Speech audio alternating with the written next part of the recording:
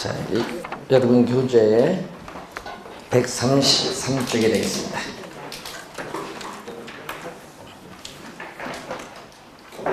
자, 외부 효과에 대한 설명입니다.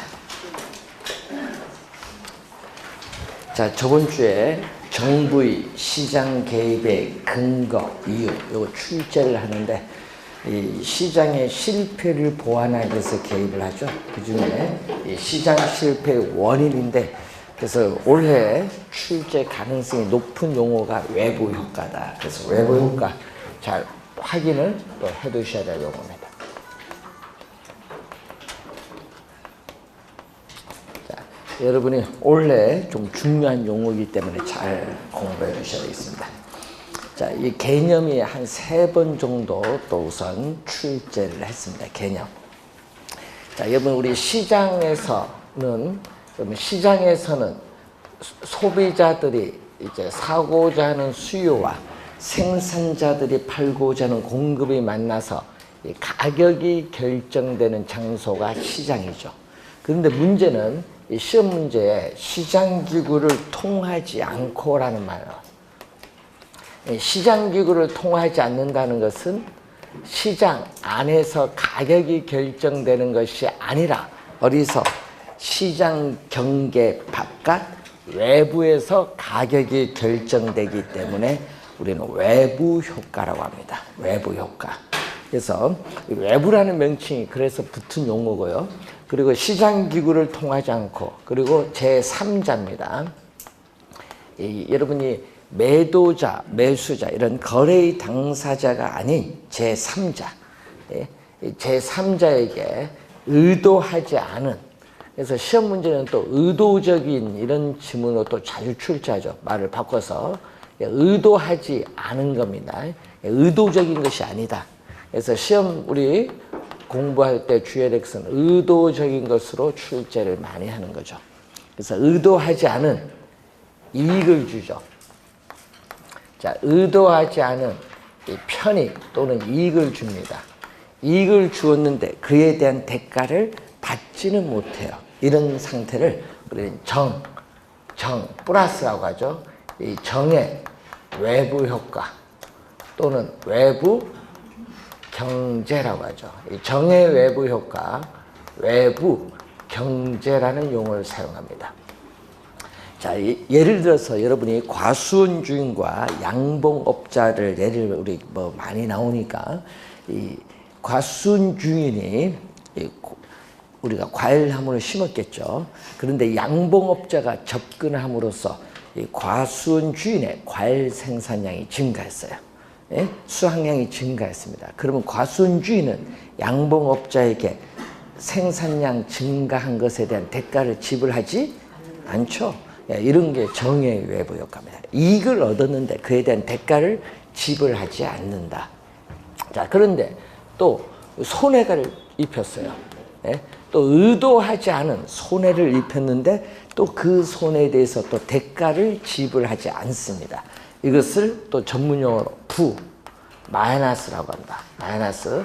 이 부의 외부 효과 또는 외부 불경제, 외부 불경제라고도 하죠. 자, 이렇게 외부 효과는 개념이 우선 시험에 자주 나오니까 잘 알아두시고, 우선은 외부 효과는 크게 정의 외부 효과와 부의 외부 효과로 크게 우리는 둘로 이렇게 나누어 볼 수 있습니다.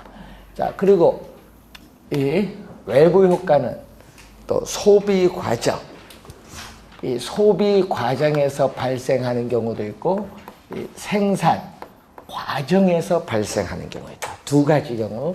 그래서 소비 과정에서 발생하는 경우, 또 생산 과정에서 발생하는 경우, 두 가지의 외부 효과가 있다는 걸 염두에 두시고, 26회 시험에서는 지역 이기주의 형상을 출제했습니다. 정답으로 물었죠. 자, 정의 외부 효과는 지역 이기주의 형상이 뭐냐? 우리는 이 please in my front yard라고 해요. 나의 앞마당에는 공공시설, 편의시설이 들어오는 것은 좋다. 받아주겠다는 얘기죠. 그래서 여러분 어떤 지역에 대학교가 들어오겠다 하면은 어떻게 돼요? 엄청난 상권이 형성이 되죠. 그러니까 오케이 합니다. 예? 그런 것은 핀피 형상이에요. 핀피. 예? 핀피 형상이라고 해요. 그런데 문제는 이 V 외부 효과는 또 어떤 형상이 나타나죠? 들어와서는 안 된다. Not in my backyard. 나의 뒷마당에 위험시설, 혐오시설, 공해시설이 들어와서는 안 된다. 이것을 우리는 님비라고 해요. 그래서 요 핀피, 님비 형상을 우선 26회 시험에 정답 지문으로 물었어요. 들어와서는 안 된다.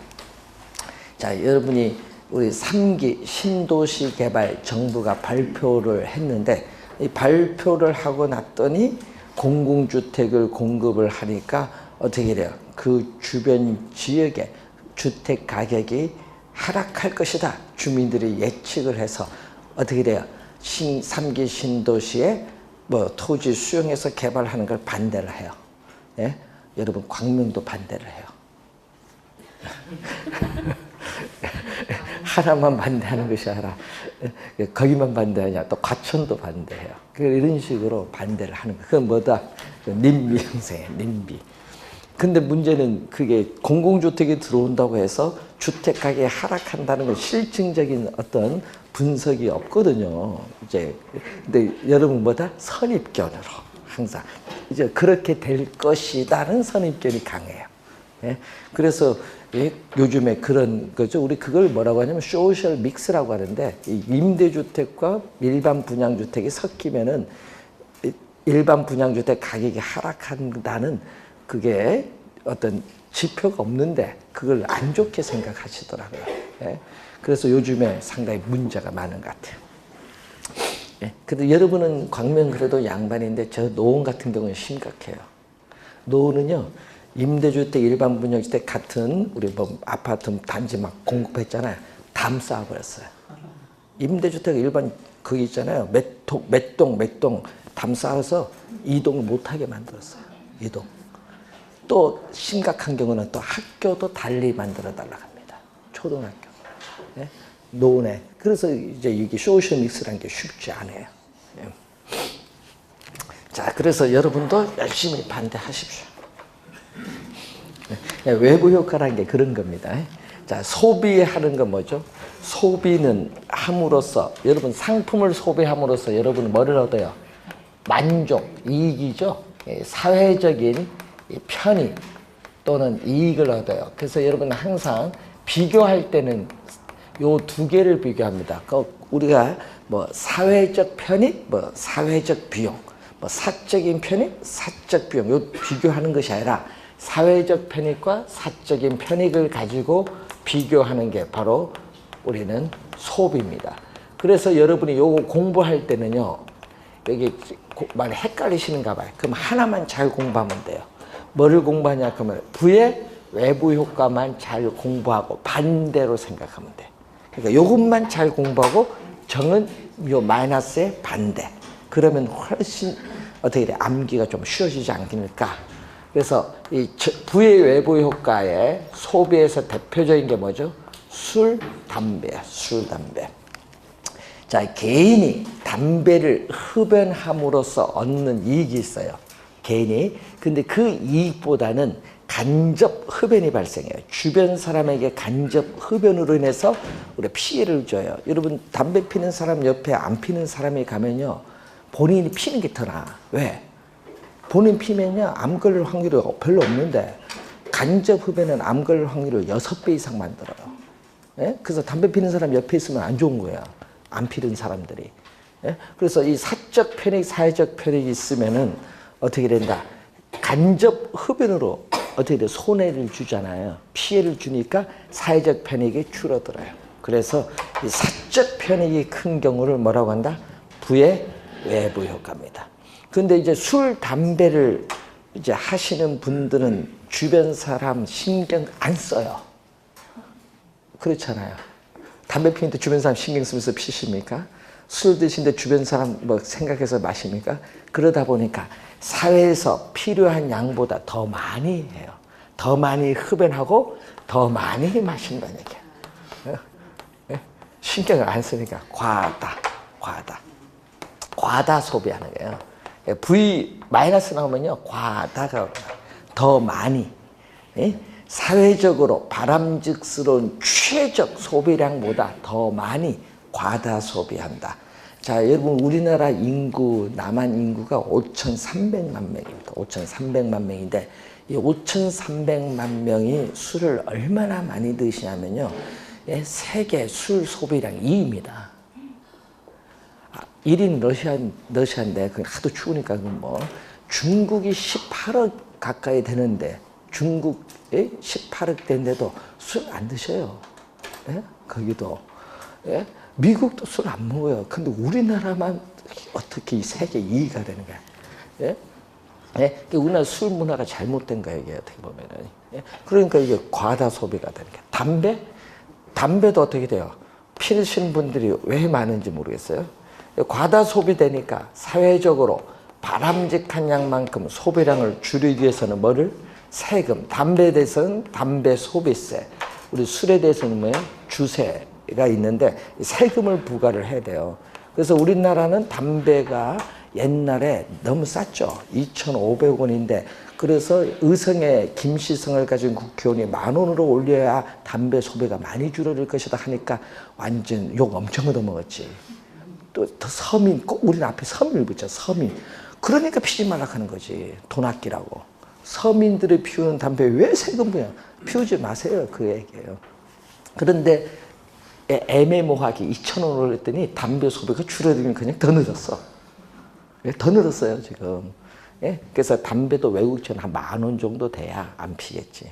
세금 부과. 또 주세죠. 그래서 여러분이 이번 정부에서 세금 주세를 좀 올리려고 했더니 다른 세금들이 너무 많이 올라서 얘기를 못 꺼내고 있죠. 주세. 올리긴 올려야 되는데 그래서 이 주세에서 지금 이제 상당히 문제가 많아요. 외국에서 이제 여러분이 우리나라 제일 이업들이 제일 작은 소주 출고 가격은 1,000원인데 여러분은 사셔 드시는 것은 한 4,000원? 식당에서 4,000원인데 이것이요. 여러분 외국에서는 얼마냐? 여기서 그냥 제일 작은 이업들이요. 평균 15,000원이에요. 그럼 우리도 얼마 정도 올려야 돼? 이제 외국하고 이제 맞추려면은 한 10,000원 넘어가야 돼. 소주 한 병 가격이. 그러니까 소주 출고 가격을 한 4,000~5,000원 만들어야 됩니다. 그래야 시중 판매가 10,000원 넘어갈 텐데 문제는 그걸 하니까 또 서민들이 마시는 술 이렇게 나오는 거예요. 그 드시지 말고 뭐를 마셔라? 막걸리, 곡주 드시라. 막걸리는 관계없지. 그래서 왜 그러냐면요. 그래야 주세를 올릴 수 있는 거야. 양주라든지 맥주 주세들을 이렇게 세금이 너무 싸요. 우리나라에서 세금 제일 비싼 게 와인일 거야, 와인. 수입, 관세 이런 거. 그래서 요즘에 그 여러 가지 문제 때문에 그 있어요. 세금. 가장 정부가 쉽게 할 수 있는 게 세금입니다. 세금. 자, 그런데 문제는 여기는 어떻게 돼요? 교육이거든요. 교육. 자, 여러분 진짜 여러분 교육에 관심 많잖아요. 교육이라든지 또 겨울 오면 꼭 여러분 맞는 게 있잖아요. 독감, 예방, 주사 이런 거. 자, 여러분 겨울 딱 오면은 독감 걸리지 않기 위해서 미리 알아서 예방 주사 여러분 가서 병원 가서 맞으시대요. 근데 비용이 좀 비싸죠. 보면은 못 맞는 사람도 있잖아요. 그래서 이 개인이 독감 예방 주사를 맞음으로써 얻는 이익이 있는데 그럼 그런 한 사람 한 사람이 맞다 보면 사회 전체적으로 독감이 사전에 미리 예방되면서 사회적 패닉이 더 커요. 이때는. 또 교육, 개인이 교육을 받는 것보다 한 사람 한 사람 그 교육이 전부 받게 되면 사회 전반적으로 교육 수준이 높아지면서 삶의 질이 또 향상이 되죠. 그래서 사회적 패닉이 더 커요. 자, 그런데 문제는 독감을 국민 전부에게 맞춰줄 수는 없다 이거지. 교육도 국민 전체에게 다 똑같은 비용을 투입하면 좋은데 그게 안 돼요. 그러다 보니까 어떻게 사회적으로 또 이런 바람직한 최적 소비량보다 독감이나 교육은 더 적게 소비할 수밖에 없어요. 과소, 반대로 가면 돼요. 과소 소비가 되니까 국가는 독감 예방주사 될 수 있는 대로 국민 많이 맞았으면 좋겠다. 교육도 될 수 있는데도 국민 대다수가 받았으면 좋겠다. 그래서 우리는 교육 서비스나 독감 예방주사에서 국가는 뭐를 한다? 소비량을 늘려주기 위해서 뭐를? 보조금을 지급합니다. 그래서 이 보조금을 지급을 하는 거죠. 그래서 요즘 이 보조금 지급에 요즘 문제가 많은 게 뭐죠? 유치원 문제죠. 뉴스 보면은 유치원도 보조금 지급이 되는데 사립 유치원 이런 데 보면은 그 보조금이 다른 용도로 쓰이니까 정부가 회계 처리를 이제 뭐 도입을 한 건데, 그래서 이 보조금, 보조금. 자, 그래서 보조금을 지급을 지금 하는데, 뭐 우리가 교육청을 통해서 국가 예산 중에 일정 부분 지방재정 교부금으로 보조금을 지급하고 있습니다. 자, 그러면은 하여튼 요거 하나만 잘 기억하고 반대. 소비 늘리기 위해서는 뭐다? 보조금 지급한다. 요걸 우선 염두에 두시고, 그리고 생산은 뭐예요? 생산은 비용이잖아요. 그래서 사회에서 부담하는 비용. 자, 사회적 비용은 사회에서 부담하는 비용일 거고, 또 기업이 제품을 생산하는 데 드는 비용, 이렇게 비교를 또 합니다. 그럼 우리는 또 뭐를 공부하면 돼요? 우리는 마이너스만 잘 공부하면 되죠. 자, 시험 문제는 우리 요걸 좀 자주 출제하거든요. 특히 이쪽 공장인데 부의외부 효과는, 자, 여러분 환경 오염 물질, 공해 물질을 배출시키는 뭐 예를 들면 화학 공장이 들어선다든지, 공장이 들어서면은 어떻게 돼요? 요게 더 크죠. 이 기업이 제품을 생산하는 데 드는 비용만 있는 것이 아니라 환경 오염 물질을 배출하니까 환경 오염 물질을 한 단위 더 없앤다, 정화하는데 추가적으로 비용이 들어가요. 그 비용을 우리 뭐라고 하죠? 외부 비용에 이게 들어가요. 그래서 여러분 28회 시험에 이거 출제했었죠. 부의 외부 효과는 사회적 비용을 감소시킨다, 증가시킨다? 증가죠. 외부 비용이 들어가니까. 근데 시험에는 감소시킨다로 출제했어요. 그게 여러분 28회 정답 지문이 들어가는 겁니다. 사회적 비용이 외부 비용으로 증가합니다. 자, 그래서 시험 문제는 요 부의 외부 효과가 좀 많이 나오니까 그림을 하나 그려보면은 이 사적인 편익을 나타내는 수요 곡선과 사적인 비용을 나타내는 이 공급 곡선이 만나는 이 점에서 우리는 균형이 결정돼요. 이 균형, 생산량이 결정됩니다. 균형. 하여튼 수요 공급이 만나는 점이 무슨 거죠? 균형입니다. 균형. 자, 그런데 문제는 이 균형인데 이만큼 생산하면 이게 사적 비용인데 나는 또 뭐가 더 들어간다? 외부 비용이 더 어떻게 돼요? 고려를 해야 돼요. 그럼 만약에 이만큼 생산하면은 사적 비용은 이만큼인데 또 외부 비용을 또 고려를 해야 돼요. 외부 비용. 그래서 이 환경 오염 물질을 정화하는 데 드는 이 외부 비용까지 고려하면요. 이 사회에서 부담하는 비용은 이렇게 빨간 선이 돼요. 이게 바로 뭐가 돼요? 사회적 비용. 이 사회에서 부담하는 비용은 이렇게 뭐보다 높다? 사회에서 부담하는 비용은 사적 비용보다 각 생산량 수준에서 다 뭐다? 높아요. 사회적 비용이 사적 비용보다 높다. 그래서 여러분 기업이 우리가 생산하는데 이 사회적 비용을 고려한다. 이 사회적 요거까지 고려한다. 사회적 비용을 고려한 바람직스러운 최적 생산량은 이만큼인데 실제는 기업이 생산할 때는 환경 정화 비용 고려 안 하죠. 요걸 고려 안 하고 생산하니까 더 많이 생산해요. 그래서 어느 만큼? 이만큼. 그래서 이만큼 뭐가 돼요? 사회적으로 바람직스러운 최적 생산량보다 더 많이 또 과다 생산되니까 또 기업은 또 뭐를 줄여야 돼?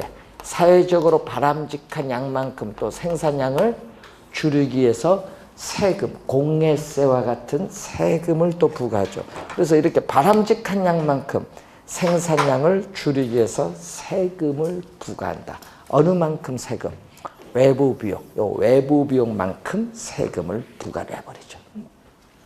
자, 그래서 여러분이 항상 이 부의 외부 효과가 시험 지문에 많이 나오니까 좀 주의해 두시고, 자, 그러면 여기는 뭐죠?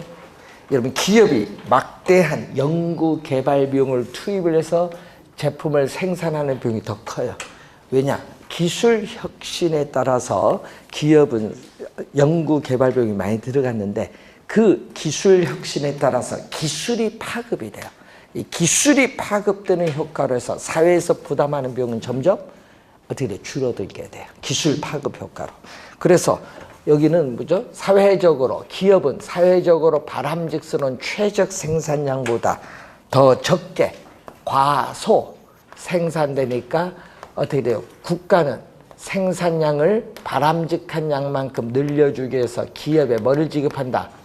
보조금을 지급한다. 얘기예요. 자, 우리 중국 같은 경우에 이런 거잖아요. 예, 이제 하도 이제 매연이 자동차 많이 발생하니까 뭘 한다? 예, 이제 전기 자동차 사시는 분에게 뭐를 일정 부분 뭐를 주겠다? 보조금 주겠다. 예, 바람직한 양으로 생산 늘려주기 위해서는 보조금을 지급을 하겠다 얘기죠. 예, 그런 거예요, 다 이게. 바람직한 양만큼 생산량을 늘려주기 위해서는 국가는 기업에 뭐를 지급한다? 보조금을 지급한다. 그래서 공부하실 때는요, 항상 마이너스 쪽을 공부해 놓고 반대로 생각하면 돼. 그러면은 이해하는 것도 좋지만요, 암기도 좀 쉬워지고 틀리지도 않아요, 시험에 나오면. 자, 그걸 염두에 두시고 그림 하나씩 볼까요? 자, 134페이지 그림이 하나 나와 있는데, 자, 그 그림 보면서 설명드립니다. 자, 여러분 대규모, 여러분 어떤 지역에 우리 대규모 생태공원, 우리 용산 미군기지에 대규모 공원을 조성하면은 쾌적성이 높아지면서 주변에 어떻게 돼요? 부동산, 아파트에 대한 수요가 증가하면서 아파트 가격을 뭐 한다? 상승한다. 그게 정의 외부 효과, 그 그림 설명. 정의 외부 효과 설명이고, 자, 오른쪽 그림 보시면은 V 외부 효과죠. 자, 목재 공장인데, 목재 공장이 V 외부 효과가 발생하잖아요. 그래서 세금을 부과했어요. 목재 공장에 세금을 부과를 했더니 어떻게 돼요? 생산비가 상승을 해서 공급 곡선은 좌측으로 이동해요. 생산비가 오르기 때문에 공급 곡선은 좌측으로 이동하게 되죠. 그림. 그럼 목재 가격은 뭐 한다? 상승합니다. 목재 가격이 상승하면 또 주택, 우리가 생산하는 또 원자재잖아요, 목재가. 그럼 주택 생산비가 또 상승해, 목재 가격이 오르면. 그럼 주택 생산비가 오르면 당연히 주택도 뭐야? 가격도 뭐 한다? 상승하겠죠, 상식적으로. 자, 그런 내용들이 거기에 나와 있는 부분입니다. 자, 그리고 외부 효과에 대한 우리가 해결책을 한번 보시면은, 자, 136페이지 보시면은 외부 효과에 대한 해결책이 나옵니다. 자, 사적인 해결 방안도 있고 정부가 개입을 해서 해결하는 방안도 있습니다. 자, 사적인 해결 방안인데, 자, 여러분이 요즘에 우리 반려견도 많이 키우시는데 외국도 마찬가지인데, 자, 이 개 짖는 소리로 인해서 여러분이 민감하게 반응하신 분들이 좀 있죠. 그래서 잠을 못 잔다, 불면증이 걸렸다. 그러면은 그 분은 이웃집에 찾아가서 제발 개를 팔든지 개 목 수술을 시켜달든지 이렇게 협상을 해야 돼. 나 못 잔다. 그러면 어떻게 돼요? 그거는 사적으로 서로 해결하는 방안이에요. 그래서 여러분 또 요즘에 문제 많은 게 있죠. 아파트에 보시면은 우리나라 이 건축법 규제가 좀 그래서 그런데 층간소음 이게 크죠. 저도 스트레스 많이 받습니다. 저 집에 가면요, 저는 집에 자면 좀 늘 하루에 한 3-4시간밖에 자지 못하거든요. 뭐 원고도 교정받고 할 게 많아요. 한 2시 자는데 2시에도 쾅쾅거려요. 꼬맹이들이 올라가서, 야, 꼬맹아, 제발 밤 한 12시 넘으면 제발 놀지 말고 자라는데 안 자요. 부모가 뭐라 해도 뭐 꼬맹이들 남자 둘이 뭐 어떻게 이길 수도 없어. 7살, 9살짜리. 새벽 2시도 쾅쾅합니다. 열받죠? 그럼 저 같으면 열받으면 안 되면 어떻게 돼? 그 꼬맹이 방 거기에 스피커를 쫙 붙여서 꽝꽝 뚫을게. 요즘 그렇게 하신 분도 있다 하더라고요. 위에 여기 스피커 따라서 쾅쾅 할 때마다 꽝꽝 여기도 올려버려. 그거는 불법이에요. 경찰이 옵니다. 소음공해를 위반한다고. 요즘에 이제 하도 이게 많잖아요. 그런 건 서로 어떤 대화를 통해서 하는 거 해결할 수 있잖아요. 그런 거는 사적인 해결 방안에 그거는 왜 윗집만 생각하면 되니까. 근데 문제는 여기 피해자가 많으면 골치 아파 해결이. 그땐 정부가 개입을 해야 되는 거고. 그래서 그건 사적인 해결 방안인데 그 중에 하나가 거기 코우주정이라는 게 있어요. 코우주. 자, 코우주 정리인데 이 코우주 정리에서 용어 하나 배울까요? 거래비용이라는 용어가 가끔 나오게 여기서 코우주에서 뭐 거래비용 용어가 나오면은 이 거래비용은요 외부 효과 문제를 해결하는 데 드는 비용이에요. 그럼 외부 효과 문제를 해결하는 데 드는 비용이 여기에 없다고 보는 거예요. 없다고 보는 거. 자, 여러분 아까 층간소음 때 위에 올라가서 대화를 하는데 비용이 들까요? 안 들까요? 안 들죠. 이런 거래 비용이 없다고 보고 우리는 소유권이, 여러분 소유권이 불분명한 환경에 대해서 뭐를 부여하냐 하면요. 이 재산권을 부여해요. 그래서 여러분 피해를 입은 사람에게 부여를 하든 피해를 주는 사람에게 부여하든 관계없어. 하여튼 누구에게 부여든 관계없지만은 재산권을 부여해 주는 거예요. 소유권이 불분명한 환경에 대해서 재산권을 부여해 줌으로써 정부가 개입을 하지 않습니다. 이 정부가 개입을 하지 않고도 외부 효과 문제를 스스로 해결할 수 있다고 보는 게 코우주정이. 요즘에 이 이론을 많이 받아들여서 우리 재판에 많이 이용을 하고 있습니다. 코우주정이. 자, 그리고 정부가 개입을 하는 게 있죠.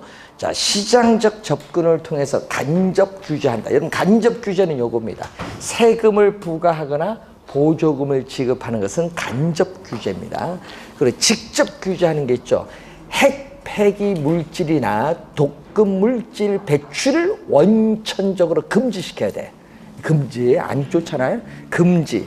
또 여러분 납성분이 없는 무연휘발유 사용을 의무화한다든지 의무화.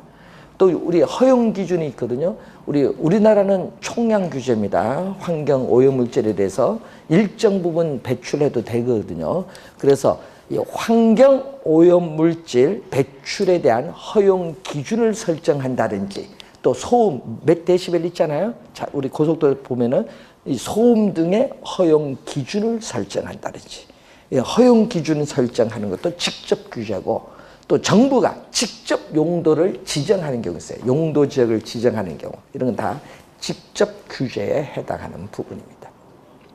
정부가 개입을 하는 것도 있고 사적으로 해결하는 방안도 있다. 이렇게 보시면 되겠죠. 자, 문제 1번 한번 보겠습니다. 자, 프린트. 외부 효과에 관한 설명으로 틀린 것은 자, 생산 과정에서 정의 외부 효과인 경우에는 뭐가 된다? 사적 비용이 사회적 비용보다 크다. 맞는 지문이고 2번 부의 외부 효과를 제거하기 위해서 뭐를 실시한다? 용도 지역 지구제를 실시합니다. 앞에 부가 포인트죠. 맞는 지문. 3번 생산 과정에서 외부 불경제인 경우에는 과소과다. 과소가 아니라 과다. 더 많이 생산됩니다. 3번 정답. 이 3번 이런 지문은 시험에 많이 출제하는 지문들입니다. 4번 외부 효과의 개념이죠. 시장 기구를 통하지 않고 제3자에게 의도하지 않은 혜택이나 손해를 가져다 주면서도 이에 대한 대가를 받지도 않고 주지도 않는다. 외부 효과의 개념. 벌써 3번 출제했었죠. 자, 외부 효과 문제를 정부의 개입이 없이 소유권이 불분명한 환경에 대한 재산권을 명백하게 부여해 줌으로써 스스로 해결할 수 있다. 코우주 정리의 개념이 나와 있습니다. 자, 3번 정답이고 2번 문제 봅니다. 외부 효과에 관한 설명으로 틀린 것을 묻는 거죠. 자, 인근 지역에 쓰레기 소각장을 설치하면은 어떻게 돼요? 이게 혐오 시설이죠.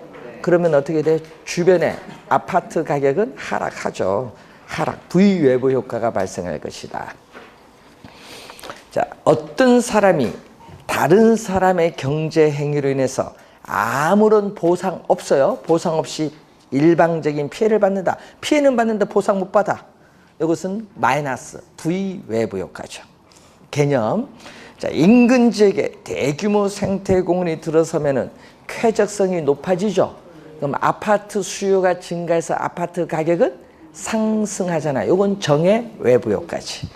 자, 네 번째, 용도, 지역 구제와 같은 토지용 규제는 마이너스 외부 효과를 억제하기 위한 수단으로 활용되고 있다 얘기입니다. 맞는 지문이고, 이 정의 외부 효과를 발생하는 정화는 사회적으로 요거죠. 정의 외부 효과는 사회적으로 어떻게 돼? 바람직스러운 최적 생산량보다 더 적게 과소, 더 많이가 아니라 맨 끝에 더 많이가 아니라 더 적게 과소 생산입니다. 더 많이, 여기 틀렸죠? 더 적게 과소 생산된다.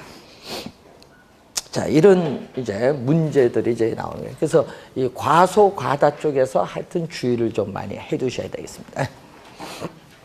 자, 우선 외부 효과 개념 배웠고, 자, 여러분 교재 137페이지에 공공재. 자, 사적 재화와 반대되는 개념. 사적 재화와 반대되는 개념을 우리는 뭐라고 하냐면 공공재.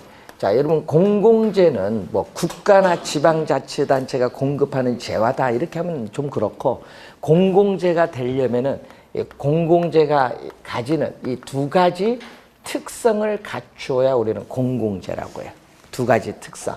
그래서 특히 이 소비가 있는데, 자, 여러분이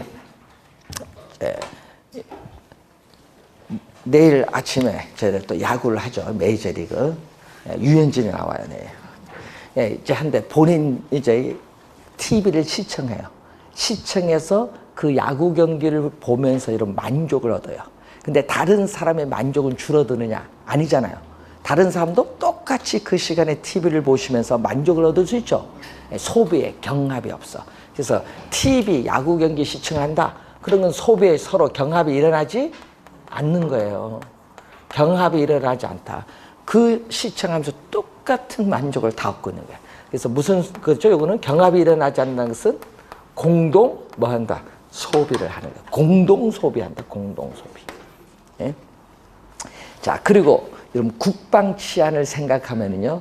자, 여러분이 어떤 재화를 소비하는데 아무런 대가 비용을 지불하지 않더라도 그 재화의 사용으로부터 어떻게 돼? 배제될 수 없다. 배제시킬 수 없다. 이걸 뭐라고 해?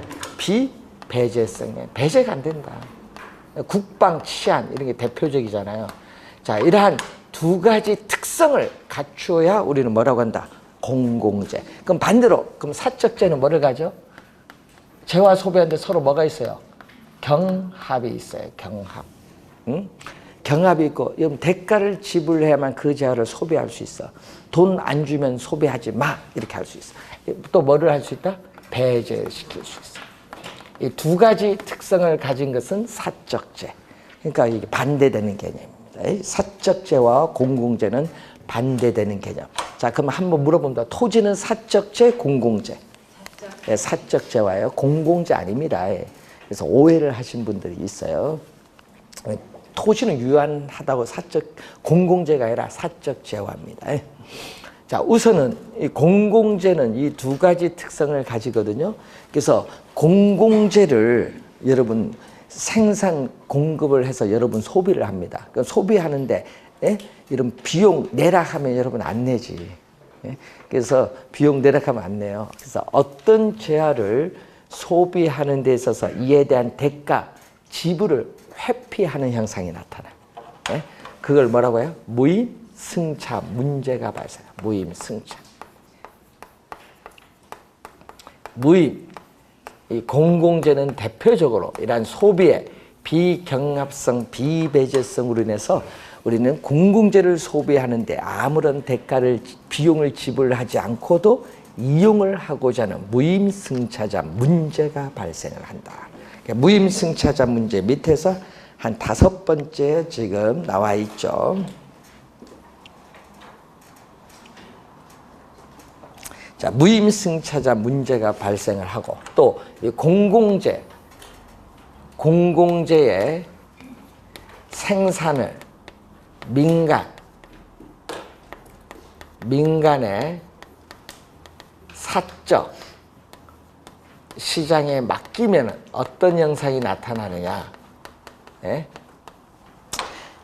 공공재를 여러분 소비를 하는데 예? 비용을 어떻게 돼요? 내야 되죠. 그런데 안 내기죠. 속으로 여러분 공공재가 필요를 합니다. 필요함에도 불구하고 밖으로 공공재에 대한 수요 선호를 표시를 안 해. 왜 표시하면은 공공재 생산하는데 비용을 지불하세요 하니까 수익자 부담의 원칙에 따라 지불하라 하는데 안 합니다.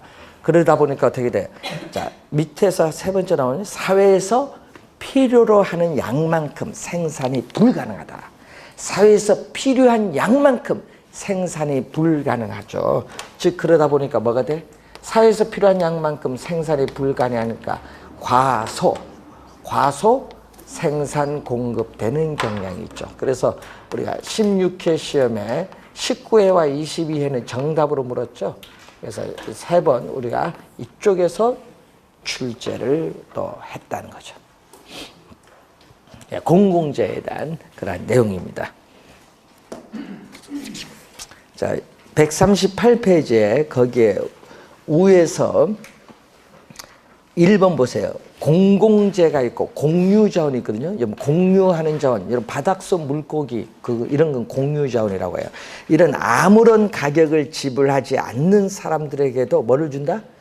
효용, 가치를 주기 때문에 외부 효과 같은 우리 효과를 내고 있다는 얘기예요. 그래서 공공재는 외부 효과를 발생시킬 수 있어요. 대표적으로 뭐 우리 대규모 생태공원을 조성한다든지 이렇게 하면은. 자, 그리고 그 관련해서 무임승차 행위라는 용어가 나오죠. 어떤 사람이 어떤 재화의 소비로부터 이익을 보았음에도 불구하고 이에 대한 대가 지불을 회피하는 행위를 무임승차 행위, 공공재에서 대표적으로 나타나는 형상입니다. 자, 문제 한번 봅니다. 중간에 공공재에 관한 설명 중 틀린 것. 소비의 비경합성과 비배제성을 특성이 있다. 또 생산을 시장에 맡길 경우 사회적인 적정 생산량보다 과다가 아니라 과소. 2번 정답입니다. 과소 생산입니다. 또 생산을 시장에 맡길 경우에는 또 어떻게 대가 지불을 하지 않으려는 무임 승차 문제가 발생하기도 하고, 소비에 있어서 뭐 도로 같은 경우 규모의 경제가 나타나기도 하고, 또 산림, 명승지 등 자연이 잘 우리 보존된 토지, 요걸 우린 전문용어로 뭐라고 하냐 하면요, 산림, 명승지처럼 이렇게 자연이 잘 보존된 토지를 현장 자원이란 말 써요. 이 현장 자원으로서의 토지라고, 이 산림, 명승지를 현장 자원으로서의 토지라고 하는데, 이 산림 명승지는 그 자체만으로 여러분에게 뭐를 쾌적성이라든지 이런 유용, 효용을 주고 있어요. 그렇기 때문에 이런 것은 공공재라고 하지 않고 산림 명승지 이런 것은 공공재적인 성격을 가진 어떻게 돼요? 재화다, 이렇게 얘기합니다. 공공재라고 안 하고 공공재적인 성격을 가진 재화이기 때문에 잘 보존을 해야 된다, 이 말이죠. 개발하지 않고. 자, 지역 지구재가 나오죠. 자, 여러분 토지 이용이 있거든요. 자, 여러분이 토지 이용 계획이 있거든요. 여러분 토지 이용 어떻게 해야 되냐, 이 계획은 법적 구속력이 없어요. 여러분 토지, 요거는 공적인 측면에서 법적인 구속력이 없는 거예요. 토지 이용 계획은. 그래서 이 토지 이용 계획을 우리가 구현하는 수단으로서 나타나는 게 바로 뭐다? 지역 지구재예요.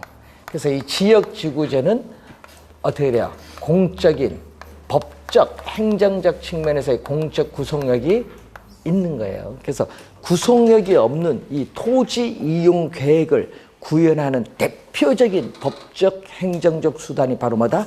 지역 지구제. 그 지문 또 시험이 많이 내잖아요. 일반적으로. 자, 그러면은 이 지역지구제는 토지 이용 규제의 대표적 수단입니다. 자, 토지 이용 규제는 사회적으로 바람직스럽지 못한 토지 이용 활동을 사회적으로 바람직스러운 방향으로 유도하기 위해서 법적 행정적 조치를 취해주는 것을 토지 이용 규제인데, 토지 이용 규제의 대표적 수단이 바로 뭐죠? 이제 배우는 지역지구제, 그리고 개발권,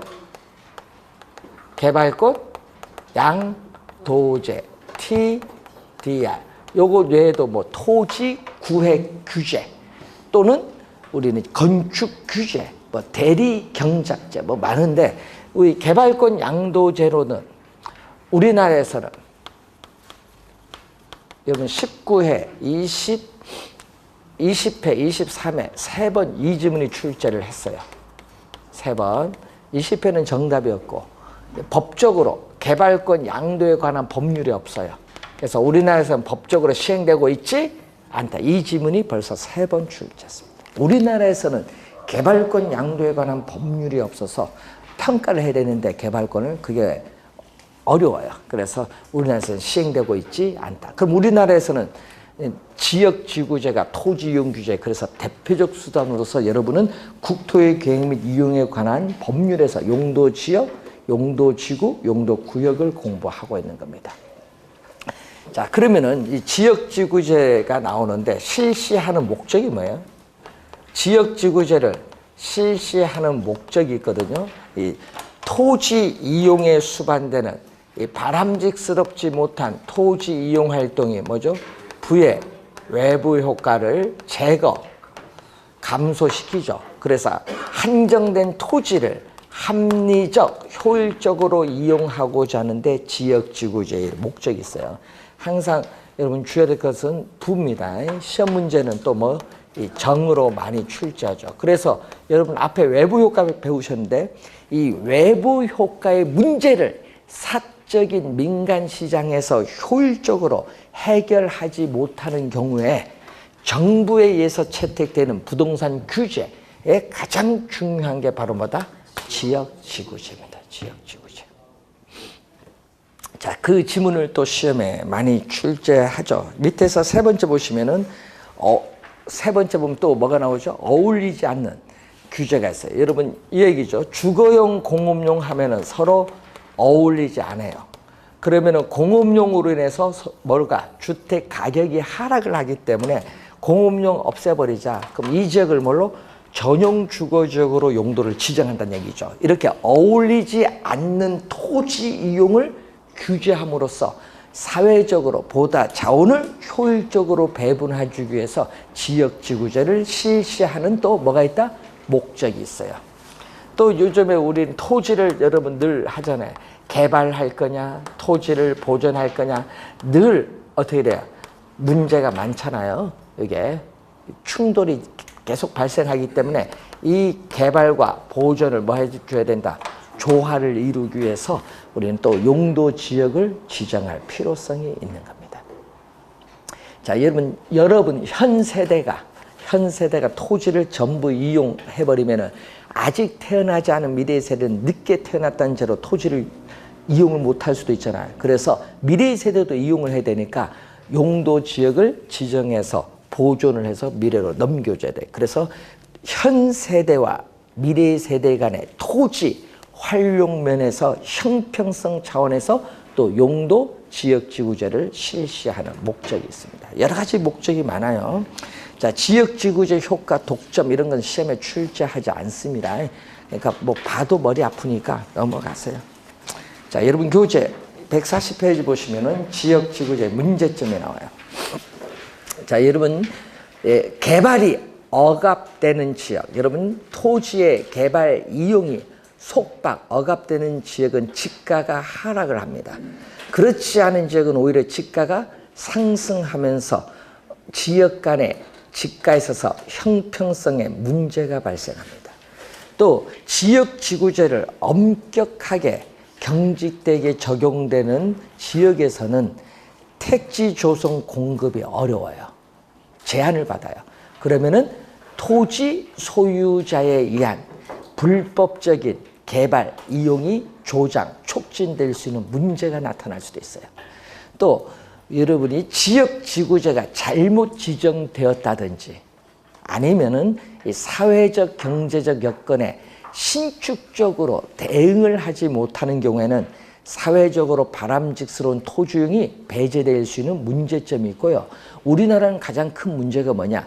지역의 특성과 토지의 위치에 따르는 용도를 지정한 것이 아니라 먼저 전국토를 획일적으로 용도를 지정했어요. 그게 문제예요. 그리고 또 우리나라는 규제가 지나치게 뭐다? 경직적이라는 특성을 가지고 있습니다.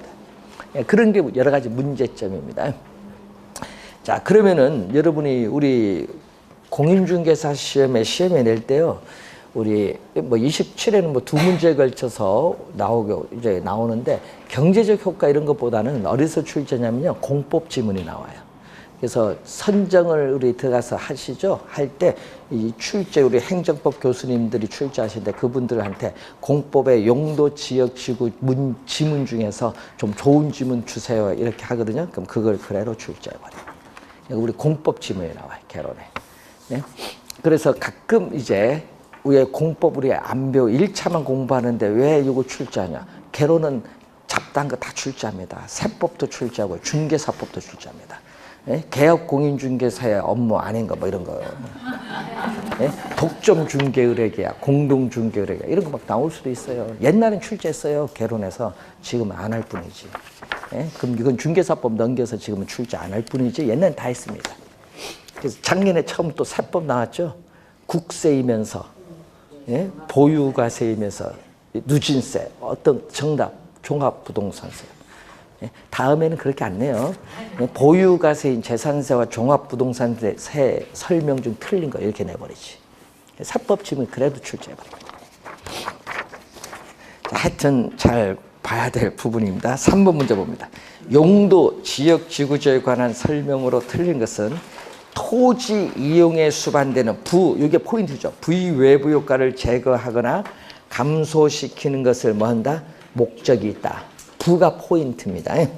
자, 국토의 계획 및 이용에 관한 법령상 시 도지사는 도시의 자연환경 및 경관을 보호하고 도시민에게 건전한 여가 휴식 공간을 제공하기 위해서 도시지역 안에서 식생이 양호한 산지 개발을 제한할 필요가 있다고 인정되면은 도시자연공원구역의 지정을 도시군 관리계획으로 결정할 수 있다. 맞는 질문입니다. 자, 사적 시장이 외부 효과에 대한 효율적인 해결책을 제시하지 못할 경우에 정부가 부동산 규제의 한 방법으로 채택할 수 있는 대표적인 제도가 지역지구제죠. 자, 국토의 계획 및 이용에 관한 법령상 용도지역과 용도지구는 중첩해서 지정할 수 없다. 자, 여러분 용도지역은 27, 8회 시험에 개념이 나왔죠. 자, 여러분이 우리가 경제적 효율적으로 토지를 이용하고 공공복리적 차원에서 경제적 우리가 효율적으로 토지를 이용하는데 서로 중복되지 아니하게 도시관리계획으로 결정하는 지역이 용도지역이야. 서로 중복되지 아니하게. 그럼 예를 들어서 자연환경보전지역은 도시지역이 아닌 지역 이렇게 나오거든요. 도시지역하고 자연환경보전지역이 같이 들어가면 안 돼요. 예? 중복되지 않아요. 근데 용도지구는 중복이 가능해요. 고도지구, 보호지구 중복 지정 가능합니다. 용도구역도 중복 지정 가능해요. 개발제한구역 내에 도시자연공원구역 지정 가능합니다. 그래서 용도지역만 중복 지정이 안 되지 용도지구, 구역은 중복 지정이 가능하다. 과거에 개론시험에 나왔을 때요. 공법과 개론시험 둘 다 정답점이 똑같았어요. 그때 당시. 하여튼 주의 좀 해두시고. 자, 5번. 국토의 계획 및 이용에 관한 법령상 시도지사는 도시군 관리계획 결정으로 주거지역을 세분하여 지정할 수 있는데 이것도 한 3번 나왔죠. 자, 공동주택 밑줄, 양호한 밑줄, 공동주택 중심의 양호한 주거 환경을 보호하기 위해서 필요한 지역은 제2종 전용 주거지역. 여러분 2년 전에는 일반 주거지역으로 나왔죠. 일반 주거적은 중충 주택에, 요건 양호한이 아니라 그 뭐죠? 편리한. 하여튼 시험에 보면은 자주 우리 공법 지문이 이렇게 나옵니다. 자, 우선 지역지구제에 관련된 사항을 받고, 자, 우리가 또 매년 출제되는 토지정책 수단, 정부의 시장 개입 방법인데 이것은 잠시 쉬고 시작하겠습니다.